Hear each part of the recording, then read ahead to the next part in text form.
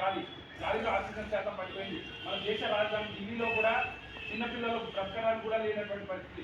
మనమంతా ఇదంతా మనం చేసేదే ప్రకృతి వైపరీత్యాలను భూమిని కాపాడుకోకుండా మనం అనేక రకాలుగా చేస్తున్నాం. మనం ఏం చేయాలి? ఇక్కడ ఉన్నటువంటి యాభై మనం సామాజిక బాధ్యతగా ఖచ్చితంగా ఉండాలి. చెట్టును పెంచాలి ఖచ్చితంగా. 15 లక్షల కోట్లు చెట్లు నాటితే తప్ప భూప్రపంచం బతికే పరిస్థితి లేదని శాస్త్రవేత్తలు హెచ్చరిస్తున్నారు.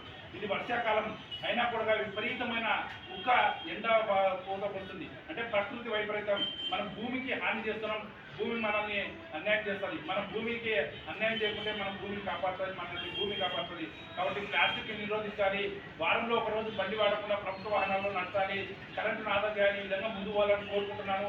మనం కూడా సామాజిక బాధ్యతగా మన పిల్లలు ఆరోగ్యంగా ఉండాలంటే ఖచ్చితంగా ఇది చేయాలి. పూర్వం మనం 20 ఏళ్ల కిందట ఎవరైనా సందులో ఉంటే ఒక్కరు కూడా క్యాన్సర్ వచ్చేది కాదు. ఇప్పుడు క్యాన్సర్ హాస్పిటల్ పట్టడంలో ప్లాస్టిక్ రోజు మందు ప్లాస్టికే, టీ ప్లాస్టికే, మొత్తం ప్లాస్టికే.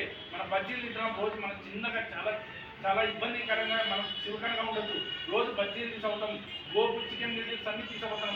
అవన్నీ లేబర్స్ మనం పేపర్లో కట్టుకుపోతే బజ్జీ ఫస్ట్ ఆ ఇంకు కెమికల్ బజ్జీ తింటుంది. దాని బజ్జీని మనం తింటాం. 10 సంవత్సరాల తర్వాత మనకు క్యాన్సర్ ఉందని ఫస్ట్ స్టేజ్ చెప్తారు డాక్టర్స్. సార్ నాకు ఎటువంటి చెడు అలవాట్లు లేవు, క్యాన్సర్ ఎట్లా వచ్చింది? మనం తినేటువంటి ఇది నీళ్లు కెమికల్, మనం ఫిల్టర్ నీళ్ళు పక్కింటి వాళ్ళు కొనుక్కుంటే మనం కూడా పక్కింటి వాళ్ళని తీసుకొని ఫిల్టర్ నీళ్ళు తాగుతున్నాం. ఆ ఫిల్టర్ నీళ్ళు తాగి దాంట్లో కెమికల్స్ మినరల్స్ లేవు. వాటితో ఒక చుక్క ఎక్కువేసా అంటే మనకు దాంట్లో ఉండదు. నీళ్లు తాగితే మనకు కావాల్సిన ఇంగ్రీడియంట్స్ లేవు, పౌష్టికాహారం లేదు. కాబట్టి ఇవన్నింటినీ మనం ఒక సామాజిక బాధ్యతగా సమాజానికి ప్రకృతి వైపరీత్యాలను మనం పోకుండా ఖచ్చితంగా కాపాడాల్సిన బాధ్యత ఉంది. అలాగే ఇంకోటి లింగ నిర్ధారణ నివారణ చట్టం, ఇది చాలా ముఖ్యమైనది. మన పార్లమెంట్లో 1994 ప్రవేశపెట్టినారు. ఎందుకు ప్రవేశపెట్టినారంటే మన దేశంలో, మన భారతదేశంలో స్త్రీల సంఖ్య చాలా తక్కువ. 1000 మంది మగపిల్లలు ఉంటే 950 మంది ఆడబిడ్డలు ఉన్నారు. శ్రీమూర్తి లేకపోతే సమాజం అస్తవ్యస్తంగా ఉంటుంది. ఈ చట్టం ఏం చెప్తుందంటే మన కుటుంబ సభ్యుల్లో ఎవరైనా కానీ గర్భం దాల్చిన వెంటనే ఆడపిల్లని తెలిసి వాళ్ళని చంపేస్తే, మర్డర్ చేస్తే ఏ విధంగా శిక్షలు ఉంటాయో సేమ్ అదే శిక్షలు ఉంటాయి. కాబట్టి శిక్షలను పక్కన పెట్టి ఇప్పటికే మన కుటుంబంలో 40 సంవత్సరాలు ఉన్న పెళ్లి కానీ అబ్బాయి అమ్మాయి ఉన్నారు. ఇప్పటికే ఆ విధంగా ఉంటే రాబోయే రోజుల్లో అమ్మాయి లేకపోతే ప్రమాదకరమైన సమాజాన్ని సృష్టించాల్సిన పరిస్థితి వస్తుంది.